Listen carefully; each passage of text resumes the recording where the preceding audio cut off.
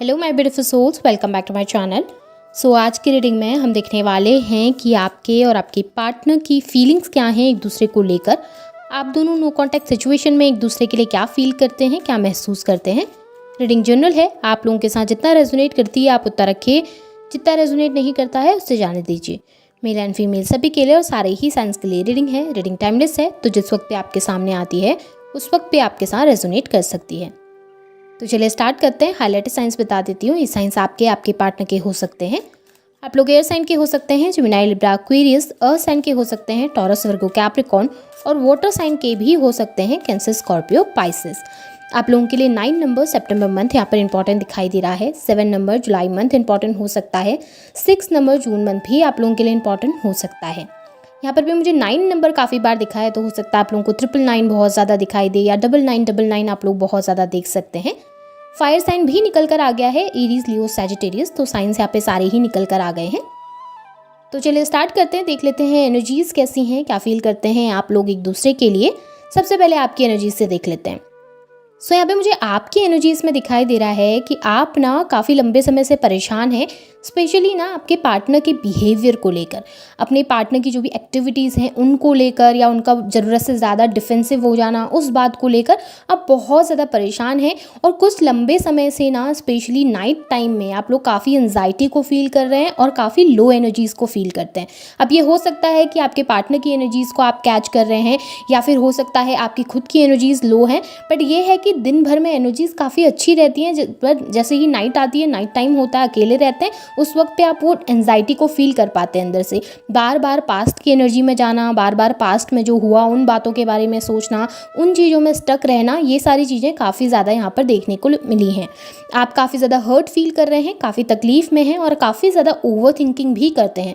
Specially night time में ही मुझे ये ज़्यादा ओवर थिंकिंग दिखाई दे रही है, जहाँ पर पे आप बार बार अपने पास्ट को लेकर या अपनी करंट सिचुएशन को लेकर इतनी ओवर थिंकिंग कर ले रहे हैं कि आप एक जगह पर स्टक होकर रह जाते हैं और काफ़ी ज़्यादा परेशान हो जाते हैं।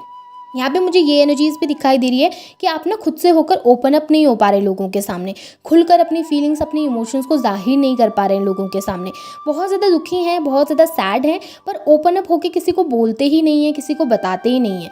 आपके फ्रेंड्स हैं, आपका सोशल सर्कल बहुत अच्छा है, आपकी फैमिली मेम्बर्स आपके सपोर्ट में हैं, हर कोई आपका साथ दे रहा है, लेकिन उसके बावजूद भी ना आप एक अकेलापन, एक खालीपन फील कर रहे हैं, जहाँ पर पे आपको ऐसा लग रहा है कि आप खुलकर किसी को कुछ कह ही नहीं पाते हैं।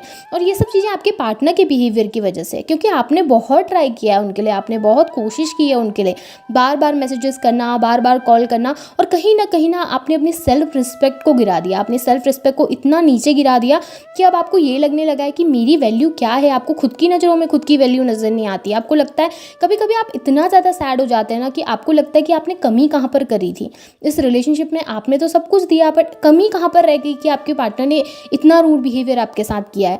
तो कभी कभी आप कंपेयर करते हैं ना, जब कंपैरिजन की एनर्जी में आते हैं तो आपको लगता है कि बस बहुत हो गया, मुझसे ये सब चीज़ें हैंडल नहीं होंगी, मुझे अब अपनी लाइफ में फोकस करना है, अपनी लाइफ में फोकस करके आगे बढ़ना है, और मुझे अपनी लाइफ में अब जस्टिस चाहिए, या फिर मैं अपने लिए अब अपनी लाइफ में ध्यान देना चाहती हूँ। सो आपकी एनर्जीज में मुझे ये दिखाई दे रहा है कि आप ना अब अपनी लाइफ में फोकस करके आगे बढ़ रहे हैं। बहुत अच्छी एनर्जीज है, पॉजिटिविटी है आपके अंदर। दिन भर भरे रात के समय में आप परेशान रहते हो, भरे डिप्रेशन रहता हो, आपको एंजाइटी बढ़ती हो, लेकिन दिन भर में आप चीज़ों को काफ़ी अच्छे तरीके से एग्जीक्यूट कर पाते हैं। ऐसा नज़र आ रहा है कि अपनी हॉबीज़ की तरफ बहुत ध्यान देने लगे हैं आजकल। जो भी आपकी छोटी छोटी हॉबीज़ हैं, जो भी चीज़ें आपको पसंद है लाइफ में करना, उन सब चीज़ों में इंटरेस्ट बढ़ रहा है, वो सारी चीज़ें कर रहे हैं, और अपने पार्टनर से थोड़ा सा एक डिस्टेंस क्रिएट करने की कोशिश करते हुए भी मुझे आप लोग दिखे हैं।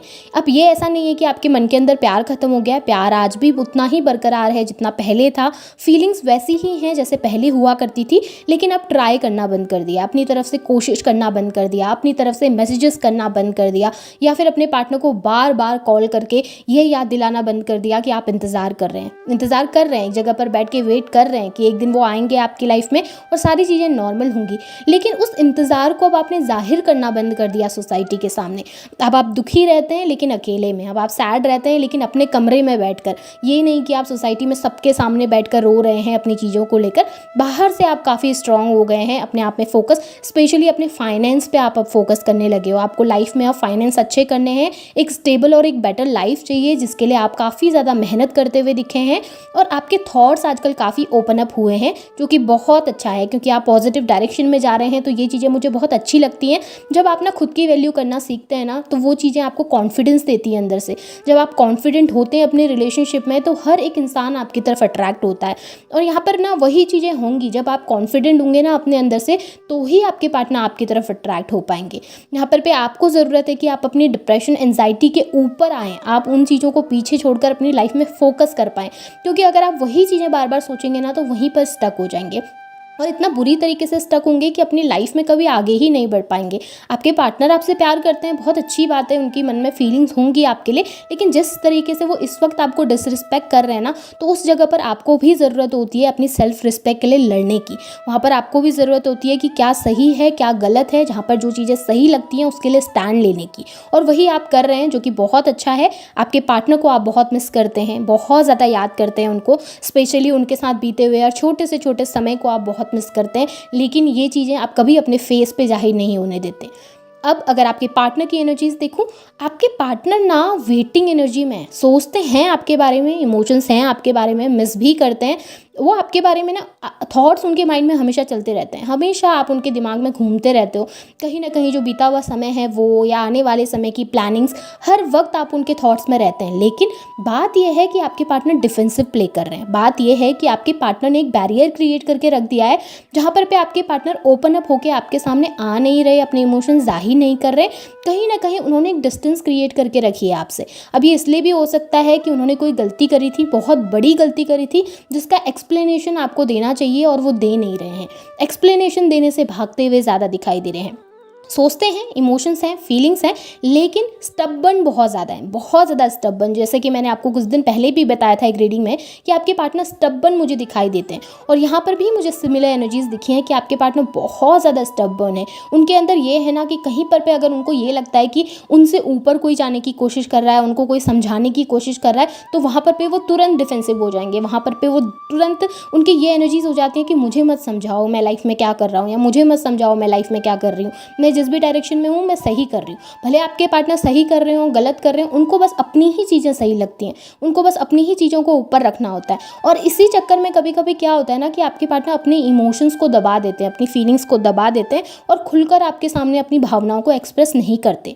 दिल में बहुत कुछ है, दिल में तो बहुत प्यार नज़र आ रहा है, बहुत फीलिंग्स नज़र आ रही हैं, ऐसा नज़र आ रहा है आपके बिना रह नहीं सकते, आपके बिना उनको ना बिल्कुल अच्छा ही नहीं लगता अपनी लाइफ में। जब आप होते हैं तब उनको सुकून मिलता है, जब आप रहते हैं तब उनको खुशियाँ मिलती हैं, और जब आप नहीं होते हैं अकेलापन है, बहुत ज़्यादा डिप्रेशन है, एक ऐसी एनर्जी जहाँ पर पे अकेले बैठे हैं, रो रहे हैं, बहुत ज़्यादा घुट घुट के जी रहे हैं, लेकिन फिर भी अप्रोच नहीं करना। क्यों? क्योंकि स्टबर्न नेचर है, क्योंकि ऐसा नेचर है जहाँ पर पे खुद को सही साबित करना, खुद को सही दिखाना, ये सब चीज़ें ज़्यादा आपके पार्टनर करते हैं, जिसकी वजह से हो सकता है आप लोगों के बीच में इस वक्त पे डिस्टेंस है, दूरी बन गई है, रूड बिहेवियर आपके पार्टनर की तरफ से है, कम्युनिकेशन इतना अच्छा मिलता नहीं है, या फिर आप खुद भी जाकर ट्राई करते हैं कम्युनिकेशन करने का, तो आपके पार्टनर उन चीज़ों को नकार देते हैं पूरी तरीके से, या अवॉइड कर देते हैं पूरी तरीके से, या आपको ब्लॉक कर देते हैं।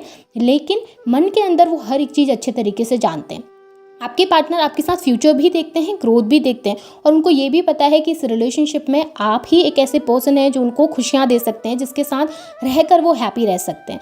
लेकिन सब कुछ पता होने के बावजूद भी आपके पार्टनर की वो जो जिद है ना, एक आपके पार्टनर का जो वो स्टबर्न नेचर है, जहाँ पर पे वो किसी को भी खुद से ऊपर जाते हुए नहीं देख सकते, वो चीज़ें आपके पार्टनर को खींच लेती हैं अपनी तरफ। वो चीज़ें आपके पार्टनर को आपके पास आने से रोक देती हैं। आपके पार्टनर को अपने बिहेवियर में चेंज करने की ज़रूरत है, और ये चेंजमेंट कब होगा? जब आप खुद की वैल्यू करना सीखोगे। उनके पीछे इतना भागते हो ना, उनके पीछे इतना जाते हो कि उनको कभी एहसास ही नहीं होता आपकी कमी का।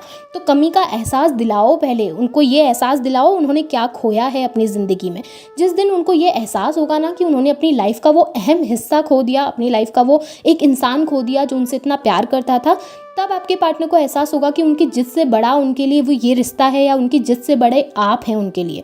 तब वो आकर आपके पास स्टेप लेंगे। तो कोशिश कीजिए, जिस एनर्जी में अभी आप मुझे दिख रहे हैं ना, उस एनर्जी में रहने की कोशिश कीजिए, क्योंकि आजकल आप काफ़ी पॉजिटिव हुए हो, आजकल आप काफ़ी स्ट्रॉन्ग एनर्जी में आए हो, जहाँ पर खुद के लिए वर्क भी कर रहे हो, कोशिश भी कर रहे हो। तो इसी एनर्जी में रहो, ताकि आपके पार्टनर को भी एहसास हो सके कि उन्होंने क्या खो दिया अपनी ज़िंदगी में, क्या ऐसी चीज़ थी, या कौन सा ऐसा पर्सन था जिससे वो दूर गए हैं अपनी लाइफ में।